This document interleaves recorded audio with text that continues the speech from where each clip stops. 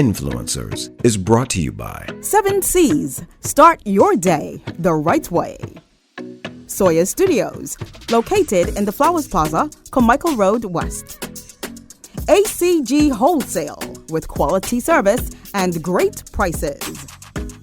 The Beauty Barn, hair and beauty supplies, delivering beauty products straight to your door.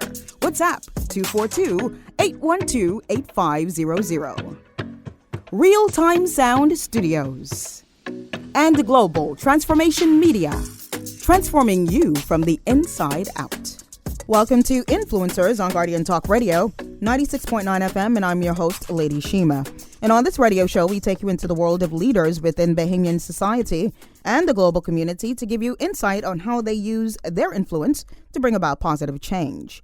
We provide this platform for influencers to inspire our listeners with their personal stories on how they maneuver and strategize to still be impactful and influential even in this new norm environment post-COVID-19. It is our hope that the stories and insight of the influences we bring to you will inspire you to use the power of your influence to bring about transformational change to your immediate environment, Bahamian society, and for some, even across international divides. And today, we delve into the mind of a cabinet minister who is faced with the very arduous task of navigating what has become the very troubled waters of global travel as a result of the COVID-19 pandemic. Since the Bahamas' opening for international travel on July 1st, 2020, the nation's number one industry, tourism, has seriously struggled and continues to do so. Nevertheless, very recently, there has been a breakthrough of a glimmer of hope for the industry, with its forecast and projected numbers in the coming months and years. Today, I speak with influencer, the Honorable Dionisio de Aguilar, Minister of Tourism and Aviation, and a Member of Parliament for Freetown, as we discuss the topic, tourism making a comeback. All this and more when we return here on Influencers on Guardian Talk Radio, 96.9 FM. Need your picture taken? Well, if you want it to look its best, then go to the best. It's Soya Studios, capturing your special events, portraits, passport, job, and visa photos. Plus, there's more. Also offering professional printing services of business cards, letterheads, signs, and banners. Opened Monday to Saturday, 8 a.m. to 7 p.m. and Sundays, 10 a.m. to 4 p.m. It's a legacy. 28 years and growing. Located in the Flowers Plaza, Carmichael Road. Call 361-7786. Start your day the right way with 7 C's. Start your day the right way. Trust in the timeless tradition of 7 C's cod liver oil. 7 C's cod liver oil is a rich, natural source of omega-3, giving you the essential nutrients needed to promote good health and help make sure you're looking and feeling your very best. Whether it's one a day, high strength, or traditional, with 7 C's cod liver oil, you start your day the right way. Start your day the right way with 7 C's. ACG Wholesale is the answer for retail grocery store owners and everyday shoppers who want to save big. ACG carries a variety of drinks, snacks, meat products, essential dry goods like rice and yellow grits, plus lots of wholesome produce. And ACG Wholesale is a proud distributor of Borden's Milk. Opened Monday to Saturday, 7 a.m. to 5 p.m. Located next to Phoenix Supermarkets on East Street South. Call 392-1155. That's ACG Wholesale with quality service and great prices.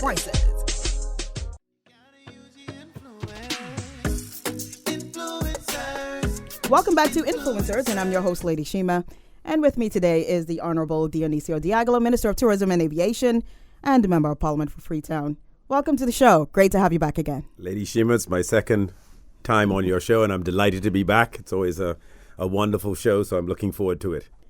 Thank you very much. And our topic for today, of course, as you just heard, making a comeback. And that is, of course, tourism, our number one industry. But before we get into the meat of our topic for today, let's start off on a not so heavy note. As the Minister of Tourism, the F&M MP for Freetown, you have oversight of your grant for the arts, an executive of many businesses, major businesses, owner of Superwash, and I can go on and on with that list. But what or who are the two biggest influencers in Dionisio's life when it comes to simultaneously managing all of these major responsibilities? So my best friend, my best counsel, the person who guides me every day when I have a conundrum or I don't know what decision to make about certain things is, of course, my wife. Yes.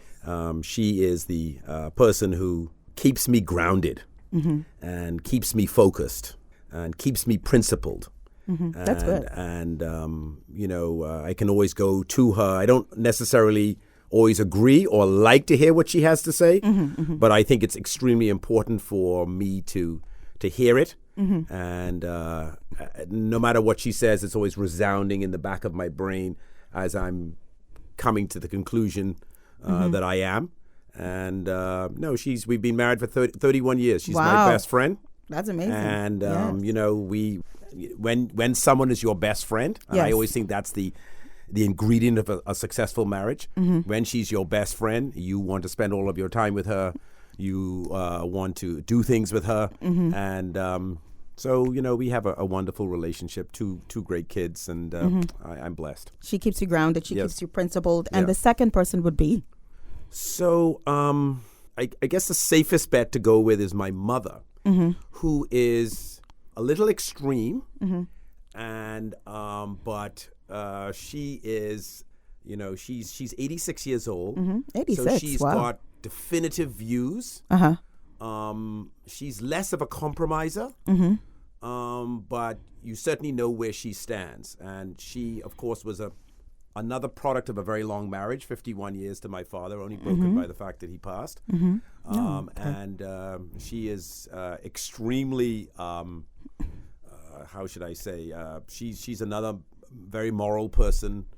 She has definitive views on what is right. So that moral compass Yes, set in there. She is, she's one of them old-fashioned Bahamian mothers. Is right is right and wrong is wrong. Yeah. And she ain't on no run, and there's nothing fuzzy with her. And so, that is always good to hear. I'm always going, Mother, you need to calm down. Calm down for what? I'm 86 years old. I can say what I want to say. I reached that stage in my life, so it's always good to hear that. So Hear that view. So I guess I'm guided by women, my wife and my mother. I was just going to say that. That's interesting. Yeah. So those are the ones that they're the two ladies in my life I have to answer to every day. And so I make sure that I have them on point and have them on base. So the influencing compass. Yes. Two women, wife and mother. That's awesome. Yeah. What are two strong points that you believe that you possess that influences the way that you lead? Based on experiences.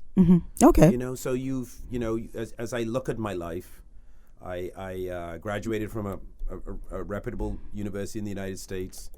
I worked in New York, and I came home, and for the past 25 years before I went into government, I ran Superwash, and I made a success of it. I think I made a success of it, and it's really the experience of that helps me to guides me to. I figure myself I'm a practical person. I like to have solutions. I like things to go forward. I like for there to be compromise. I don't like dissension. Okay. So I'm always trying to bring a positive outcome. That's good. And I don't catch feelings. I don't let that get in the way of a solution. You might row me one day, but that's all right. That's life. I could get. You don't over wear it that, on your sleeve. and I want there to be a positive outcome, and I want as many people as possible to benefit from the cause that we're fighting, or the business that we're running, or the issue we're trying to resolve. So, yes. That is. As a result, I think I'm very practical. Okay. I try to be affable, and try to nudge and nuance. Of course. To a solution that benefits as many people as possible. A beneficial outcome. Yeah. That's good. I wanted to ask you these questions on leadership because, everything rises and falls on leadership. And leadership is really the cause as to where we are now as a country, as a people. And you are manning, you are leading the biggest industry that impacts the GDP of the Bahamas by about around 60%, and that's major. But right before we get off the leadership bit, I want to ask you this last question about leadership. I think it's not only important to know about your strengths, but also your weaknesses. So what are two areas of weaknesses, if you have any, that influence how you make leadership decisions? And what would you say you're doing to improve on these areas of weaknesses? So if I had to say that I had a weakness, I'm not as decisive. Okay. as I could be. So I sometimes let situations stew and kind of play out. I could have gone in quicker. A little bit too long, maybe? Yeah, I call it the dither stage. You dither a little too long. Okay. And you see situations developing and you kind of sort of step back and say, okay, I wonder how this is going to evolve, when I could have stepped in and settled it as quickly as possible. And a second weakness is that, I don't address issues or problems that I have as quickly as I think I should. I'll see the email and I'll just flip over it. Okay. And I'll say, okay, well, let me put that off for another day, or I ain't on that run right now, so let me put that off and let me deal with that later. And really, I think it probably did this on a little bit too long. Once again, coming back to this ditherist gene. My wife is much more decisive. She comes to conclusions much quicker than me. I kind of, okay. I stew. So you like to use the word dither? Where I don't come to a conclusion quickly. And do you think that this particular characteristic may have impacted what it is that we're seeing in tourism as of lately at all? Not really. As it relates to your leadership style and maybe some of the areas of weaknesses with your leadership? No, because, in this particular job, and I think, and this is always the greatest complaint against the politician, is they always come in and think they know everything. They come in and they're experts day one. I tell people I ran laundromats, I'm an accountant. Yes, I understand the business of tourism, but I'm not a tourism expert. So it's very, very important that you listen, you learn, you talk to as many stakeholders as possible, and then you gather it up, and then you make an informed decision as best as you can, trying to impact positively as many people as you can. I think some people come in and say, oh, I know this and I know that. And I think, you have to learn to listen and let people talk, let them get, one of the things I learned at Superwash was if someone came into a laundromat and something went wrong, their clothes got burnt in a dryer, right? So they come in and the first thing they want to do, or they got bad service from an attendant, the first thing they want to do is vent. So you let them vent. Yes. You let them get everything off their chest. You let them talk. You let them say whatever it is. And then you attempt to address that problem. And I think the same attribute that I learned in Superwash, I have acquired in tourism. And I don't want anyone to ever to say that I came in there and I was doing this and doing that and doing this. And, he know what he's talking about. And he always think he know the answers. And I want to make sure that I have spoken to the stakeholders and I come to an informed decision. Now, I think what helps me, gives me credibility, is the fact that I was successful at business. And so when I come into a room, people are like, okay, well, this man he did a good job running his company. He's successful in business and all the rest of it. Yes. And so that gives me there's a confidence factor. Yeah. So, but I don't abuse that. I think it's important that, talk to me. And I always go to people, what would you do? What do you think? That's good.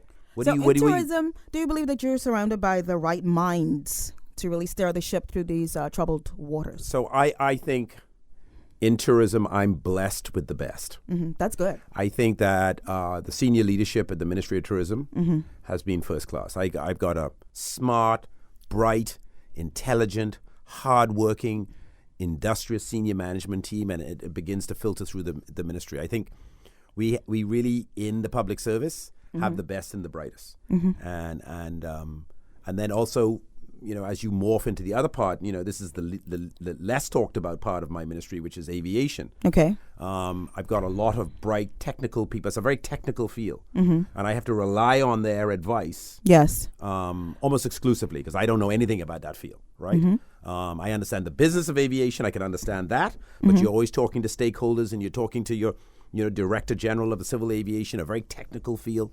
And so I must say that I've been blessed with very good people. And I think, once again, you got to be a good listener. You have to know what questions to ask. Of course, yes. And you have to say, I always ask, so what would you do?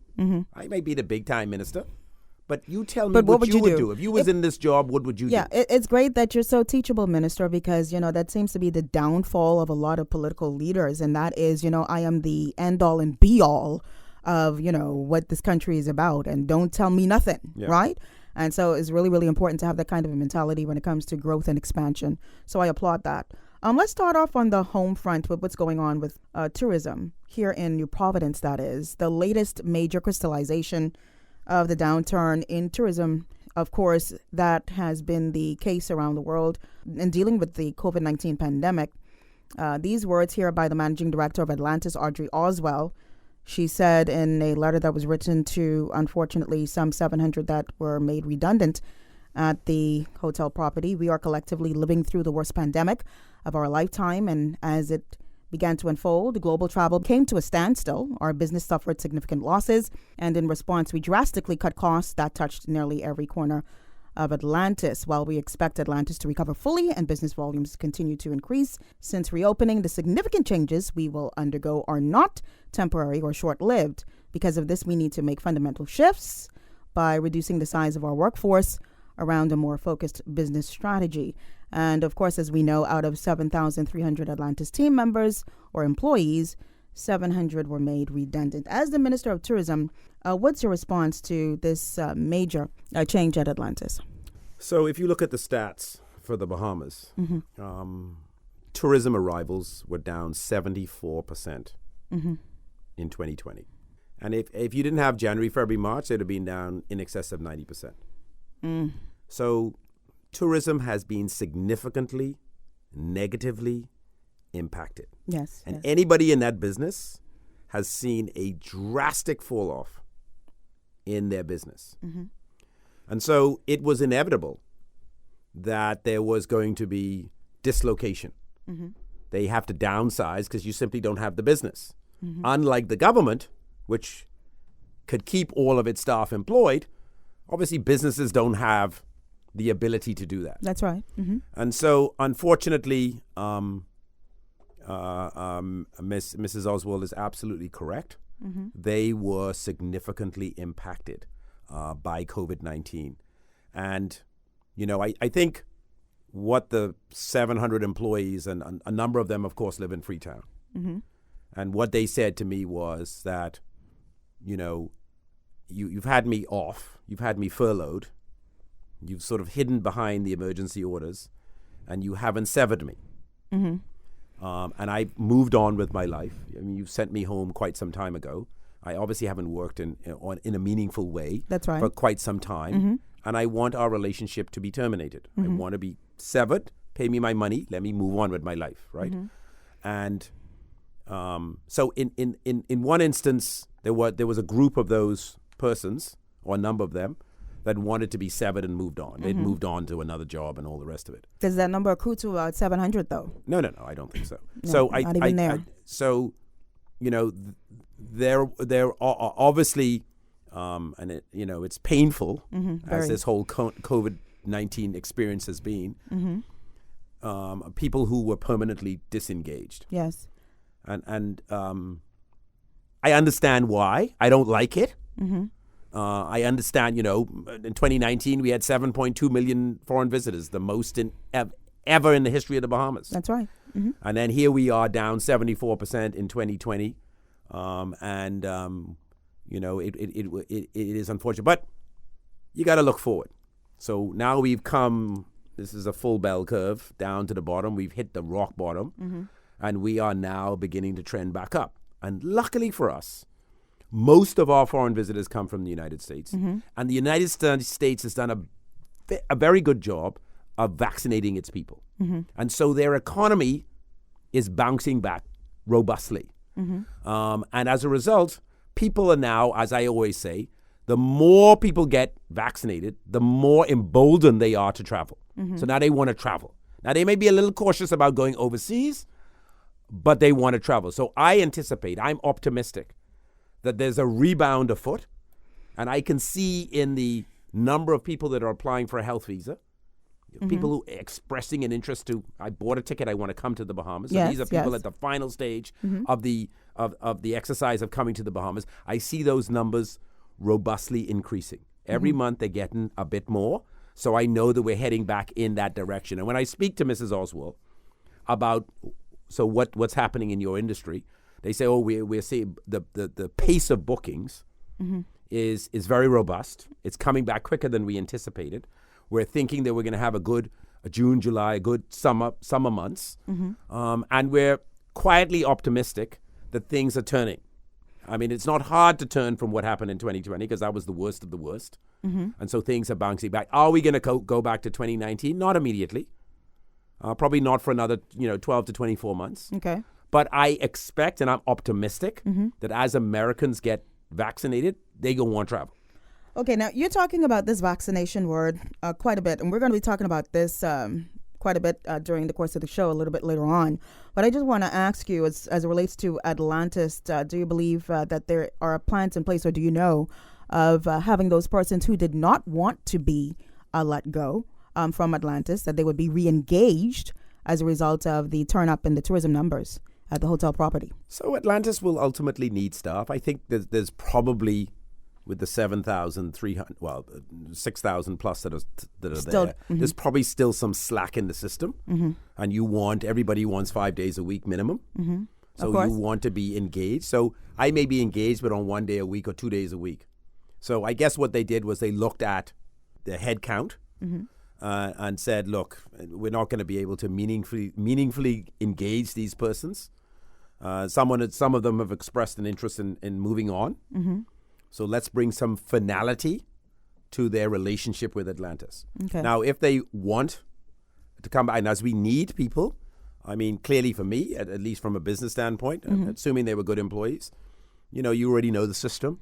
You require probably a lot less training. Right. And it's probably easier for me to re-engage you. Yes. So, I think that, and once you've worked in an environment like Atlantis, you can easily move to other hospitality-related business, other hotels that would feed off your experiences that you had at Atlantis, and understand that you've had this depth of training, and so therefore be willing to engage you. And as businesses gear back up, as cruising resumes, so too will the demand for labor increase.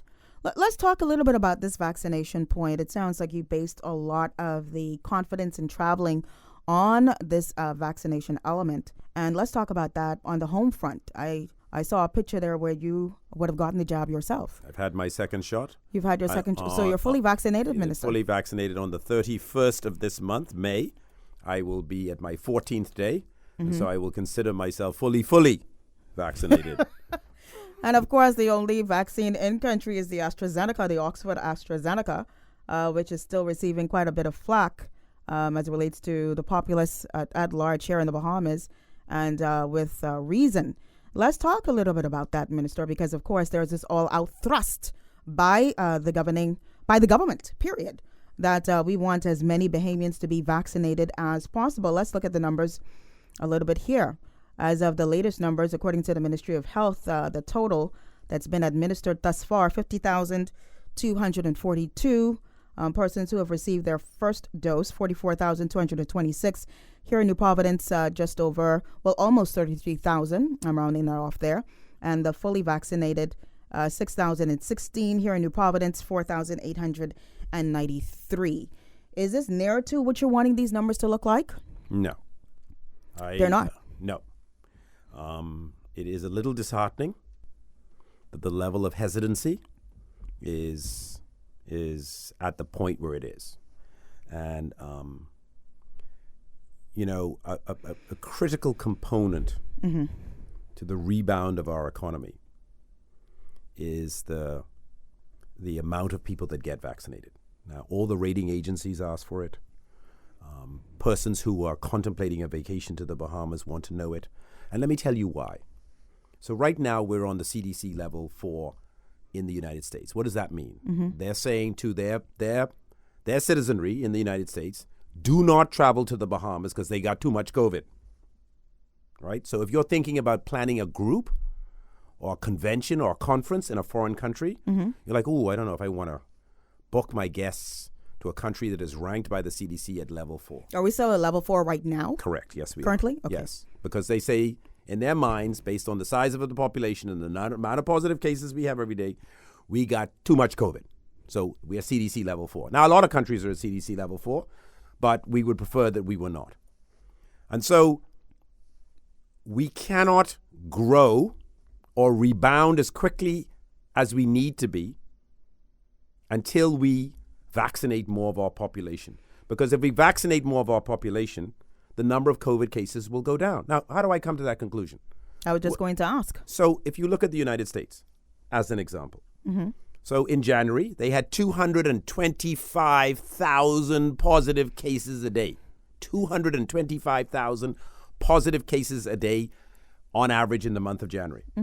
That number has now decreased to 25,000, roughly. 25,000 cases per day. And in some instances, it's gone down to 14,000 cases a day. But let's say an average of 25,000 cases a day. So their population has embraced, by and large, the vaccine. They've come up with all sorts of creative ways to get people vaccinated. Which vaccine, though, Minister? Hold it now. Let's focus on the topic of vaccination. Okay. So let's establish that vaccinations improve the number of positive cases that you For right now, in this moment, we will do that. Go on. Yes, sir. So if more people get vaccinated, I can leap to we will have less cases. If we have less cases, the amount of COVID we have, the amount of people who are sick, the amount of people who are in hospital would decrease, and our situation will improve. Now, I'm not just looking at it from an economic standpoint. If you get vaccinated, you are less likely to end up in hospital. I mean, that's by significantly. And you are and therefore you're less likely to have an unfortunate outcome.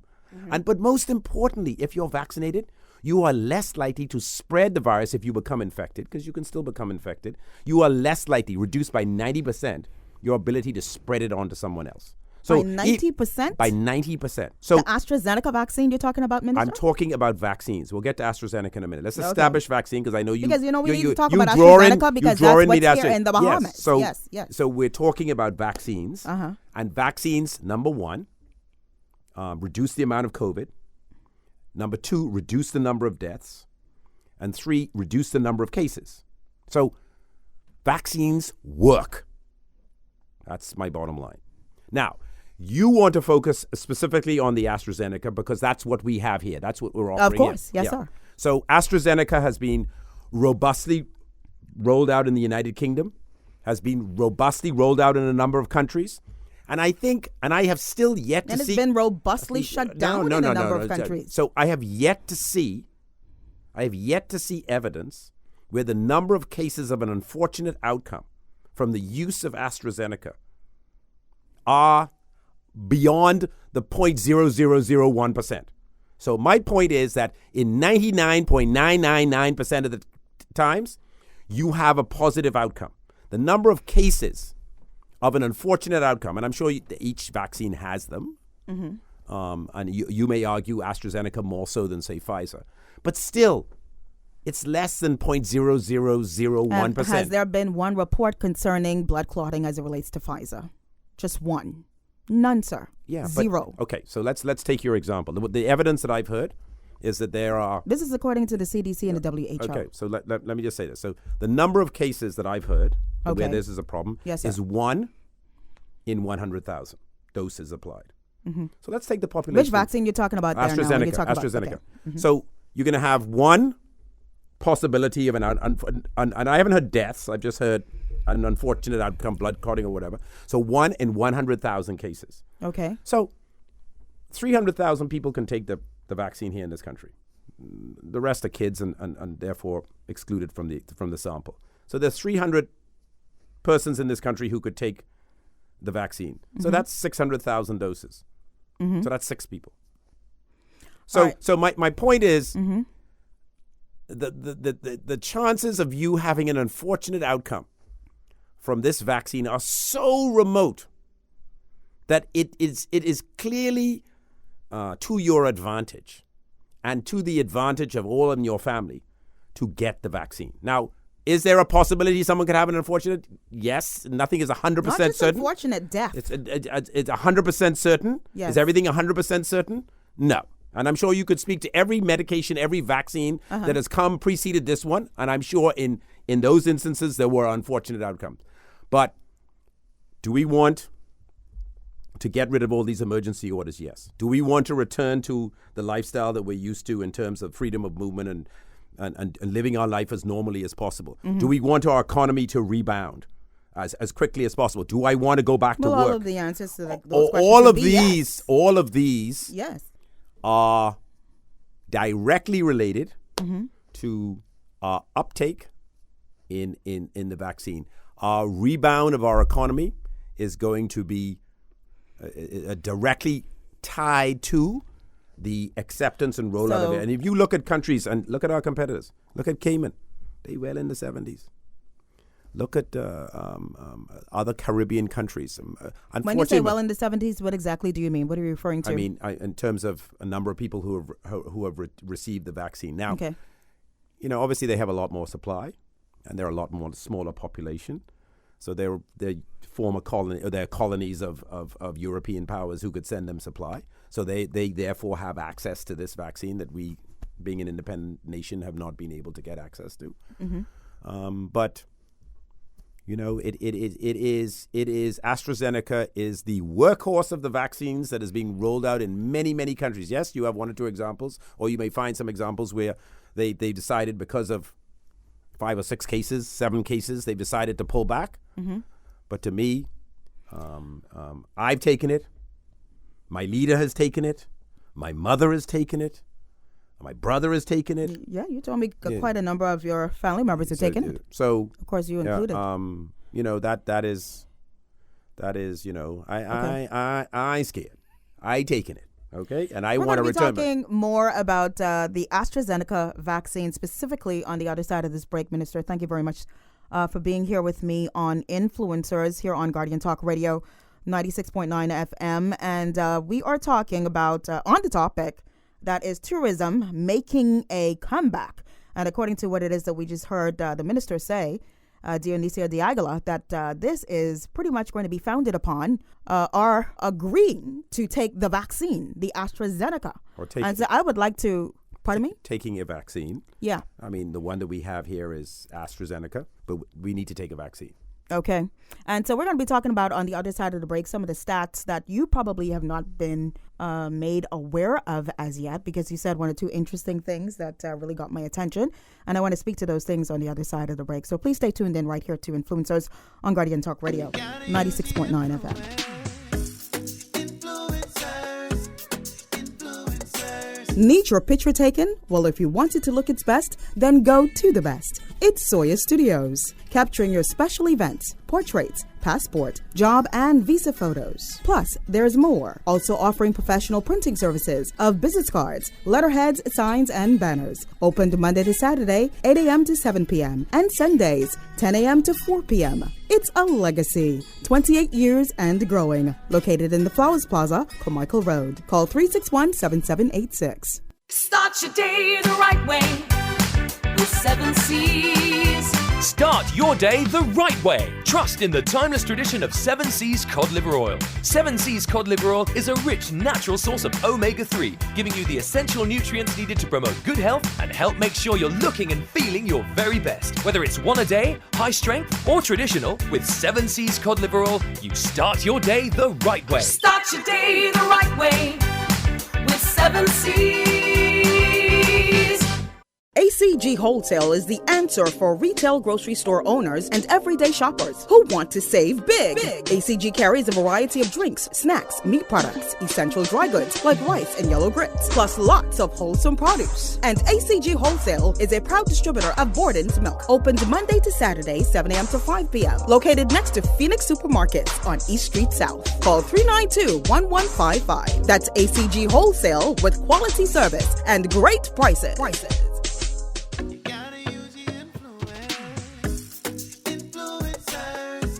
Welcome back to Influencers here on Guardian Talk Radio 96.9 FM, and I'm your host, Lady Shema. And with me today, the Minister of Tourism and Aviation, the Honorable Dionisio de Aguilar, also the Member of Parliament, F&M for Freetown. And we're going to be talking a little bit about him coming back now on the ballot, on the ticket. How does he feel about the 2022? Does he feel positive? Is the support there? We're going to wrap up the show with that, so you want to stay tuned, okay? But we are here talking about the AstraZeneca vaccine, and we are talking about this extreme hesitation with a good number of the populace in taking the jab. And, ears to the ground, lots of persons saying, you know what, Lady Shema, I don't mind taking the jab. I just don't want the AstraZeneca jab because I don't know if I'm going to possibly die after taking this jab. You made mention before we went to the break, Minister, of not having heard about any deaths being related to the AstraZeneca. I want to read this for you from the BBC and a report that they published on April 4th, and this is one of about 5 that I have found, either from the BBC, there was one that was put out by the Smithsonian, as well as the ABC. The MHRA, the UK's Medicines and Healthcare Products Regulatory Agency, said in a statement issued on April 4th, according to the BBC, out of the 30 reports of persons who developed a blood clot up to and including March 24th, sadly, 7 of them have died. And that statement I just quoted is referring to 30 out of 18 million who had been vaccinated within the UK by that time. There were 30 of them who would have developed blood clots, and of the 30, 7 died. Okay? And according to the same regulator, there were no reports of blood clots from the Pfizer vaccine. However, the MHRA chief executive, Dr. June Rain, stressed that the benefits of the AstraZeneca vaccine far outweighed any risk. Now, let me just hasten to say here, Minister, that I have found a lot of good data as it relates to the AstraZeneca's vaccine's fight against the COVID-19. However, it does not negate the fact that this is true. And this is one of 4 very credible reports who have reported the exact same data. All right. So there is this fear and there is this worry. And then also, too, the persons who develop these blood clots, they tend to be experienced by persons with very low levels of platelets. Okay. They have seen that in just about 100% of the persons who presented with the blood clotting as a result of the AstraZeneca. We do not have a medical history thing going on here. Are you about to take the job? Okay, let's look at your medical history. Okay, according to your medical history, you probably should not take this job, and here's why. Okay, you good, you can take the job. We don't have that going on here in New Providence or anywhere else in the Bahamas. And so, I mean, what do you say to these cares and worries and concerns as it relates to the job that seems to be this go-to as the rebound miracle for the tourism industry? So, you know, the evidence you produce is irrefutable. And I think I started off my comments by saying that, yes, there is a tiny, tiny, tiny risk that there will be an unfortunate outcome. And I think that almost everything that we do, and you said 7 divided by how many million? 18. 7 divided by 7 people. It's 30 persons out of the 18 million had developed a blood clot, and out of the 37 died. 7 died. So we're looking at unfortunate outcomes. So 7 divided by 18 million. So, you know, everybody has a personal choice. Mm-hmm. Everybody can assume those risks. Everybody can, assess those risks and make the decisions that they want. I am of the view, this is Denicio Diagla, that the risk of catching COVID and having an unfortunate outcome is probably far greater than that, right? So, I mean, we've had, sadly, in excess of 200 deaths in the country from COVID. We've got these different strains that are coming. It's shifting. I think the Ministry of Health will have shown that it's shifting more to the young people now. Yes. And so, you know, it is. There is, you know, I've never come across anything that's absolutely 100% perfect. You might say, okay, Pfizer is in this particular example that you drew is 100% perfect. But I guess you could equally argue, but you don't know what this could have a problem sometime later in the future. Down. Yeah. Yes. So we have to go based on the evidence that is before us now. True. The government is only able at this point to access AstraZeneca. We haven't been able to access the other brands as of yet. You know, obviously the first world countries have, for lack of a better word, hogged up all of the supply. And you are still trying at this time. And we are, you know, assiduously trying as best as possible, using every contact and all. But the problem is, we're so small. So you need, you know, 200,000 doses or 300,000 doses, and you know it takes time. Remember now, you say, okay, I need 600,000 doses. Give me 600, because I can't distribute them immediately. And I have to look at the expiration date. So I have to get them in stages, right? So that I can roll them out over time. This is an archipelagic country. It's complex. We got to get it rolled out. So when you going out there and say, okay, I need 100,000 right now. Everybody's saying, man, you talk numbers. You know, India need like billions. And so it is very difficult. You're like a little tadpole at the table going, hey, can someone please Can someone please take notice of But us? the Bahamian populace just wants to know that that you're doing everything. Oh no! in your power we to are on the access phone with the and to get these other speaking to the vaccines here. United States, seeing what they could do as they are awash in vaccine. Bahamians could jump on a plane today, go over to Florida, go into CVS, go into Walgreens, get a shot, whichever one they want, and get J&J, one shot, come home. And that is irritating to us. They're taking their population down to 12 years old. And we still can't get to vulnerable components of our population. And it's just, it's morally wrong. And I think the Attorney General was right when he said it. But they have hogged up all the supply for the world and for us, the smaller nations. And so... we the Prime Minister, the Ministry of Health, everybody is trying as best as possible to get additional supply and additional products to give people a choice. Okay. We are a top shelf type of people. We don't buy generic rice. We want Manhattan rice. That's very right. So, so that is what our people want. And we hear that, and we're trying to fulfill that because at the end of the day, we want our people to get vaccinated. Now we have AstraZeneca right now. I am of the view, Denisio Diagla is of the view, that there is a risk, but it's so infinitesimal that it's worth the risk. That's my view. And so I encourage as many people as I can to take the vaccine because I am of the view that as more people get vaccinated, so too can we return to a normal life. I can't stand this curfew 10 o'clock in the night. It's getting on my nerves. Okay, is this the only go-to solution, though, as a country that we have in fighting the COVID-19? We'll try to get as many persons as possible within the country to go ahead and take this AstraZeneca because we don't really have any other plan combat the COVID-19 crisis. Would it be fair to say that, or yes or no?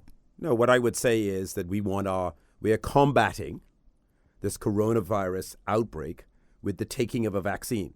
Now, the vaccine that we have available at this moment is AstraZeneca, but our plan is, and we've seen it in all countries where they've had a significant rollout, a significant reduction in the number of positive cases on a daily basis. And people are starting to return back to a normal life with the vaccination. Now, you're making a case that, AstraZeneca isn't the best option. There are other options in your view which are better and represent less risk. Don't personalize it to the host. I'm just reading. No. I don't mean it like that. I'm just talking about. Okay. You're presenting the case on. I understand. I get you, sir. So, I am of the view that, as I said, AstraZeneca is a perfectly credible option. Lots of people have taken it without any incident at all. And we should embrace it as well. That's my view. Okay. Understood. That's your view. And you are entitled to your view, Minister. And I do respect it. But that said, let's talk a little bit about these numbers. I was looking at the source markets, the latest numbers from the official tourism website, and looking at the source markets, United States, Canada, Europe, Latin America, etc., and looking at the comparison between the 2021 and the 2020 arrivals and seeing the percentage difference between the two, it's horrendous. It took my breath away just looking at it, right? It's 70, for the 80, United 90%. States of America, I mean, wow, 68.2% change, and this is from the latest stats up to March, right? It seems to be done every quarter. Yeah, the presentation of the data. So you're absolutely right. For Canada, 97%. Yes, well, Canada has banned all flights from Canada to the Caribbean. Okay, so that they have no flights to the Caribbean. I mean, it's in my mind, it's crazy because they allow flights to the United States, and who has more coronavirus than them? Okay. So, it allows flights to the United States, but they have to do that because it's the United States. But they didn't want their citizenry going off to the Caribbean and having a nice summer holiday. Nice warm weather holiday. Okay, and so they canceled all of the flights. We have no direct flights coming in from Europe right now, although British Airways is about to resume once a week. So that's going to give us connection to Europe. A decline of 91% between 2020 and 2021 for Europe. But remember now, probably 90% of our foreign visitors come from the United States. And I always like to stratify the numbers. Our numbers, right? Yes, so if you take cruise, out of the 7.2 million foreign visitors, the record year in 2019, 75% of them 5.4 million came on a cruise ship. Well, Okay. that's down to zero. Ain't nobody on no cruise ship. Let me just coming to the clarify boat. right here that these numbers that I was referring to, these are stopover visitors. Okay, so stopover visitors. Yes. Yeah. So out of the total of 7.2 million, 1.8 million came here by air or private yacht, and out of that number, 83% of them came from the United States. Now with Europe, no direct airlift. Canada shut down all flights. I would say well in excess of 90% of our foreign visitors are now coming in from the United States, right? And that's why I said at the beginning of the show, it's great that they are having the most success at vaccinating their citizenry, because Yes. I am of the view that the more people that get vaccinated, they're like, okay, free now. I could go and travel. I could live my life normally. Let me go to the Bahamas and let me have a warm weather destination.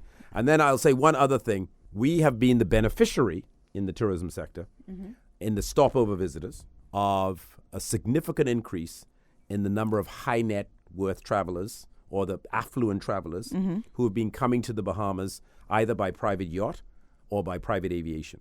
So if you go to those hotels or boutique hotels that cater to that segment of the market, Yes. they have been doing very well. So they have been virtually unimpacted by COVID, because they got people who could figure out Exactly. how to navigate all of these health requirements. And what has been interesting is they would have come here for a week. They say, I come for a week. They get us, oh, this is nice. Oh, we might as well stay here because we need to go back to where we coming from, because they locked down and it's cold and dreary and wet and the children It's can't go anywhere. benefiting us. So let's stay a little bit longer. They get a short-term rental. And that has been, so while I would agree the numbers have decreased quite significantly, I don't think the spend has decreased by the same amount. I think it's decreased by less, because those persons that have been coming have ended up staying longer and spending more. So that is my view. Okay, good insight, Minister. Yep. Let's talk a little bit about the difference here with the requirements for those who are vaccinated as opposed to those who are unvaccinated, right? Travelers. And a major change made recently, right? With visitors traveling to the Bahamas from other countries who are fully vaccinated and have passed the 2-week immunity period will be exempted from COVID-19 testing requirements for entry and inter-island travel.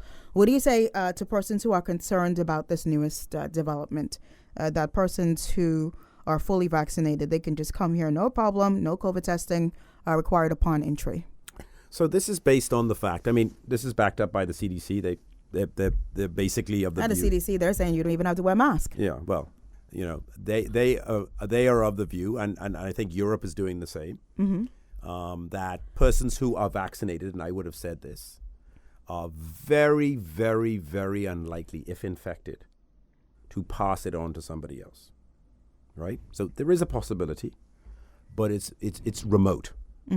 It's under 10%. Probably even under 5%, but let's say under 10%. That's still a big number, Yeah. Minister. So we are of the view that if you're vaccinated, Okay. as they say, beyond the 14 days, your ability to contract the virus and spread the virus on is significantly reduced, where we don't need to go through the whole palaver of PCR testing in order to come into the destination. What do you say to those persons who say that you're putting your own people at risk for the sake of the almighty dollar, even though we do need the almighty dollar, especially when it comes to the rebounding of the industry? I would say that we are guided by our health professionals. Okay. And this is what they have said is an acceptable, everything in life is a bit of a risk. Okay. And clearly we're of the view that it's acceptable. And yes, you're right. We need to get persons back to work. We have to get people regaining the dignity of earning an income and having a job. And it's not perfect, but we feel that it's a step that other countries are making. Okay. And where the CDC is saying that you can, once vaccinated, you can, as you say, travel without a mask. You can travel without getting this PCR testing. And there are a lot of people who don't really trust that, Minister. But I understand what you're saying. You have to go according to the health experts, right? So we're embracing and trust that. their word. Yes. Let's make a little bit of a segue here and talk a bit about some of the good news, right, as it relates to tourism in the Bahamas. Some of the latest happenings, I call it. The Exuma Airport, I was very inspired by that. The new international airport for Exuma $65 million, largest investment in Family Island Airport. And during a time like this, Minister, though, of course, the Prime Minister, Dr. Hubert Minnis, would have said early in my administration, we made a commitment to Exuma to build a state-of-the-art airport here in Georgetown, a modern facility that will be the envy of the region. What do you think about the timing, Minister, even though, of course, this is quite needed? What are your thoughts? So let's understand the business model here. So if we were taking money out of the Treasury, $65 million, and we were building this airport, one might argue that that's not a wise move at this time. We've got other more pressing needs, income support, food support, as people navigate this coronavirus. Of course, we have to keep them supported, right? But the business model is different here. You might argue, why are we building a $250 million port in downtown Nassau? Well, the business model is this, that we go out, we raise that money independently, or we borrow the money, or we invite persons to come in as shareholders in the concession, not in the asset. And I remember now, the government of the Bahamas will always own the asset. That's never in question. But what you do is you go out and you get private sector money, and that money redevelops that asset, and then user fees repay those investors. So look at the Lyndon Pindling International Airport as an example. Beautiful airport. We spent almost $500 million renovating that airport. Yes. And that, until now, never cost the taxpayer a dollar. The user fees, the persons using that airport, embedded in their ticket is a fee of $48, right? That fee would repay the debt or the monies borrowed to rebuild that airport. So we call these PPPs, public-private partnerships. Private sector money will lead to the development of an asset, and the user fees will repay the investors. Now, that is a commonly used model in the redevelopment of infrastructure. Our Family Island airports, nobody pays to use them. You come in and out of them as many times as you want, and nobody pays to use them. No airport in the world still operates that way. So if you want a renovation or revitalization of your airport, this is obviously the way governments are now serving to do this, so they conserve their cash to focus on the direct needs of the people, and these assets are paid for by the users. Talk specifically about Exuma as an attraction, though, as an attraction point when it comes to the Bahamas, with this kind of investment being made on the island of Exuma. So first of all, think of Exuma as 365 keys. I can always remember it because that's the number of days in a year. So it is, I know how exquisite it looks. It's the jewel in our crown, right? It is. Right? So, and there is a growing demand to experience this jewel. And could you possibly give me any numbers? I mean, no, I don't have them off the top of my head. Okay. When things was booming, I remember when things, as we going through COVID, I understand. I won't remember these numbers we see, and I won't remember the numbers when they was booming. So the demand, even in COVID, and we see this. Actually, it's quite interesting. We see that the Family Islands are very resilient, and the decrease in Family Island arrivals is always generally less than the decrease in Nassau and Grand Bahama in the time of a recession or in the time of a pandemic. Because, first of all, the visitors are extremely loyal to those islands. Yes. And secondly, they have means to get there. And third, they want that, as we like to say, the Family Islands were ideally constructed for social distancing. Okay. Let's talk a little bit about this right before we segue into talking a bit about politics. The other hat that you wear as the Minister for Tourism and Aviation, and the government of the Bahamas signing the more than $300 million air navigation services agreement with the Federal Aviation Administration. After more than 50 years, the Bahamas will finally be able to collect its own overflight fees. So I'm extremely proud about this. We have been talking about planes flying through our sovereign airspace. Yes. And we're not getting one iota of a benefit from that fact. So I always liken to it, think of our airspace as a hotel. And people have been using our hotel and not paying us for it. So what used to happen prior to the signing of this agreement was that airlines would fly through the airspace and they would pay the Americans directly for the provision of what we call air navigation services, or put it in layman's terms, air traffic control services, right? Yes, yes. So as you're flying through the airspace, the Americans provide the air traffic control in 75% of our sovereign airspace, and the Cubans provide the air traffic control in 25% of our airspace. And the users of the airspace, the planes, would pay them directly. And we were locked out of the agreement.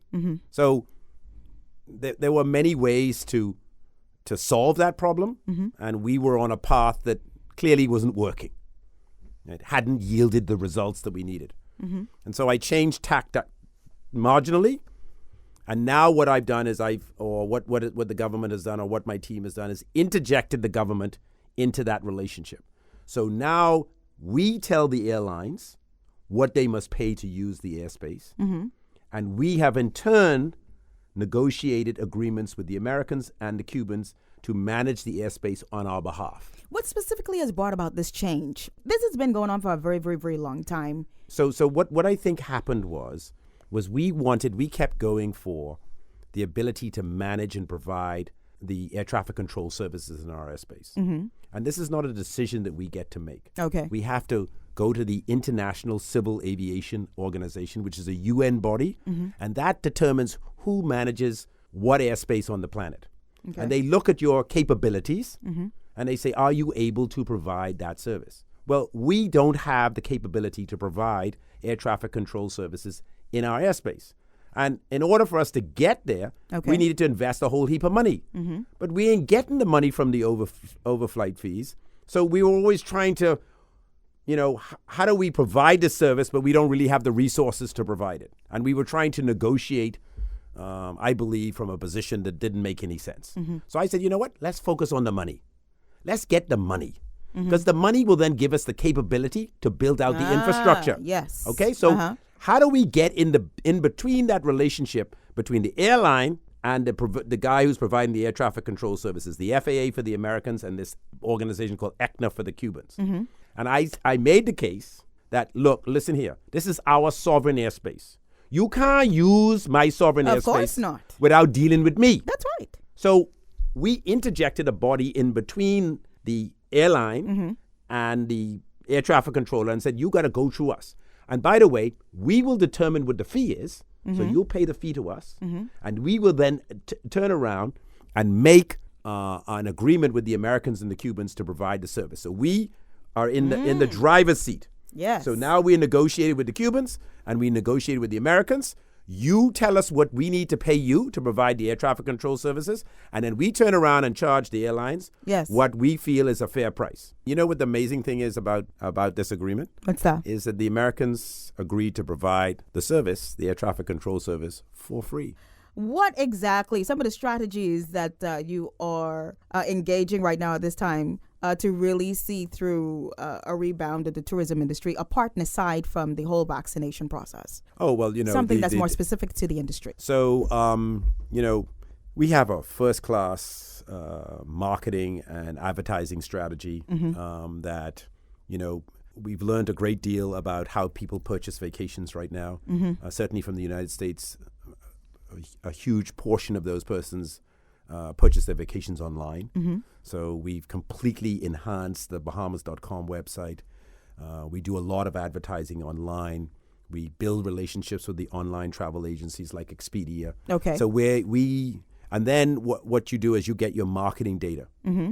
Where people who are coming to the country, what zip code they're coming from, which area of the United States, so you know where you're yielding the most passengers, and therefore you can zero in your marketing dollar. So it's a very data-based, strategic. I have an excellent team. I mean, I don't get into the weeds because they're doing a good job and they know what they're doing, and they're the ones that produce the 7.2 million foreign visitors. So there you go. So it's working. Exactly. And they get it. And then, of course, we have a edgy, sexy advertising campaign with Lenny Kravitz. Of course, he's half Bahamian. He lives in Eleuthera, loves the country. Yeah. He's always I love willing that to campaign. It's awesome. So we have had Yes.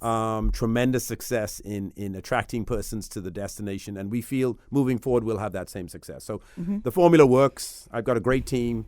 We have a great ad agency. We come up with great ideas, and we understand where our purchasers purchase their vacation. Obviously, we ain't advertising in the UK. We're not advertising in Canada, so we know when we got to ramp down and ramp back up. Of course. And how to do it inexpensively and to get the best bang for the buck, because you can't advertise on television all day long or on billboards. That stuff is very expensive. So you have to figure out where your customers are purchasing their vacations and make sure you touch them. Quite impressive. Let's end this conversation today on an election 2022 note. I know that you are the incumbent for the Freetown on the F&M side of things. And I asked you when you walked in the studio, how are you feeling? How are you feeling about this? Do you think that you're good to go or that the F&M is in trouble? And what was your response to me, Minister? What was your response? I am of the view that, there's work to be done. Yes. There's no doubt the impact of Dorian and the coronavirus pandemic has negatively impacted a lot of persons. So, there's a lot of people without a jobs. There's lots of people that are laid off. There's a lot of people who are suffering. Yes. Because the misery index is high. Yes, as a result of the coronavirus pandemic. But I feel that the Free National Movement is the best government to rebound us out of this nightmare and to get us back on track. We were doing a fabulous job prior to Dorian and the pandemic. We had reduced the deficit quite significantly, to the lowest level in 10 years. We had increased employment. And, when you spoke to taxi cab drivers, when you spoke to persons as I did in the tourism sector, they say, it'd never been so good. They were, things was hot and we were doing very well. And so you don't believe that anything that went awry has anything to do with F&M governance? No, I don't think it's so. It's purely COVID-19 and Dorian. And Dorian, absolutely. I Nothing think to do with bad governance. No, I think that we were the victim of this once-in-a-century pandemic. And the strongest hurricane in the history of the Bahamas and the history of the Caribbean. You could never have told me when I came into this office that I would be, making decisions on who could dine inside and who could dine outside and what the rules were and who could open and who could close. And, I'm sure. all of these things are just foreign to all of us. And did we get it right all the time? No. Did we make some mistakes? Absolutely. But there was no playbook. So we had to figure this out along the way. And, I'm sure the naysayers would say we didn't do a good job. I would say we did. And I think that the economy will rebound. And I think we're in the best position. We're the best party to navigate us out of this nightmare and to put us back on a sure footing, to get our tourism sector back up and running and to get people back to work. And to bring some dignity back into the lives of Bahamians, because this food insecurity, the light off, the misery index, as you refer to, has significantly impacted the people in Freetown, as an example. As I'm on the ground, I hear the stories, and it's huge. And you extrapolate that throughout the country. Of course. You understand how bad it is. But we are coming out of this, and I really strongly believe that we are the best party to navigate us back to where we were. Okay, so there you heard it from the minister himself, the Honorable Dionisio Diagala, the Minister of Tourism and Aviation, and of course, F&M Member of Parliament for Freetown, saying that the F&M is the party, the government that is able to navigate us through this nightmare called COVID-19. What say you as we wrap up Influencers here today on Guardian Talk Radio 96.9 FM? I'm your host, Lady Shema. Until next time, everyone, blessings. Influencers was brought to you by 7 C's. Start your day the right way. Soya Studios, located in the Flowers Plaza, Carmichael Road West. ACG Wholesale, with quality service and great prices. The Beauty Barn, hair and beauty supplies, delivering beauty products straight to your door. WhatsApp 242-812-8500. Real-Time Sound Studios. And Global Transformation Media, transforming you from the inside out.